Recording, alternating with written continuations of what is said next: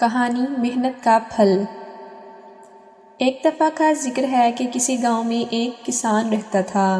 اس کے 4 بیٹے تھے۔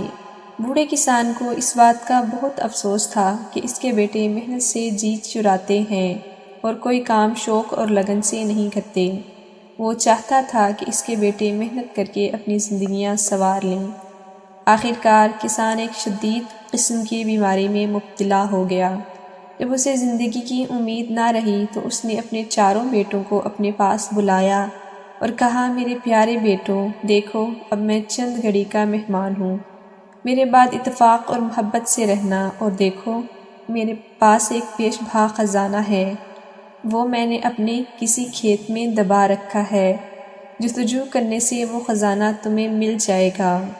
جب کسان اپنے بیٹوں کو وصیت کر چکا تو اس کی روح قفس عنصری سے پرواز کر گئی۔ اس کے بیٹے سوگوار ہو گئے۔ اب انہیں باپ کی نصیحت کی قدر معلوم ہوئی۔ بیٹوں نے جب اپنے باپ کے کفن دفن سے فراغت پائی تو وہ کدال اور بیلچے لے کر کھیتوں کی طرف چل دیے اور یکے بعد دیگرے کھیتوں کو کھودنا شروع کر دیا۔ اس طرح انہوں نے کئی کھیت کھود ڈالے، لیکن خزانے کا کوئی سراغ نہ ملا۔ انہوں نے سوچا کہ ہمارے باپ کی بات غلط تو نہیں ہو سکتی، معلوم نہیں وہ خزانہ کہاں ہے۔ آخر انہیں ایک دانا آدمی ملا۔ اس نے انہیں بتایا کہ تم اپنے باپ کی بات کا مطلب غلط سمجھے ہو۔ اصل میں تمہارے باپ کا مطلب یہ تھا کہ اگر تم کھیتوں میں خوب محنت کرو گے تو عمدہ فصل کے نتیجے میں اپنے گودام غلے سے بھر لو گے، اور یہی تمہارے لیے خزانہ ہے۔ دانا آدمی کی بات کسان کے بیٹوں کی سمجھ میں آ گئی۔ اب وہ کھیتوں میں خوب محنت کرنے لگے۔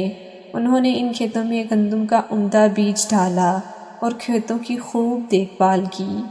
کچھ عرصے بعد کھیتوں میں گندم کی فصل لہلہانے لگی اور فصل پک کر تیار ہو گئی۔ اب تو 4 بھائی بہت خوش تھے، ان کی محنت ٹھکانے لگی تھی۔ وہ جو اپنی کام چوری اور علام طلبی کی وجہ سے فاقوں مرتے تھے، اچانک ان کی حالت بدل گئی اور ان کے گودام غلے سے بھر گئے۔ اب ان کی سمجھ میں آیا کہ اس زمین میں چھپے ہوئے خزانے سے باپ کی کیا مراد تھی۔ اللہ تعالیٰ نے انہیں ان کی محنت کا ثمر دے دیا تھا اور وہ باپ کا بتایا ہوا خزانہ حاصل کر چکے تھے۔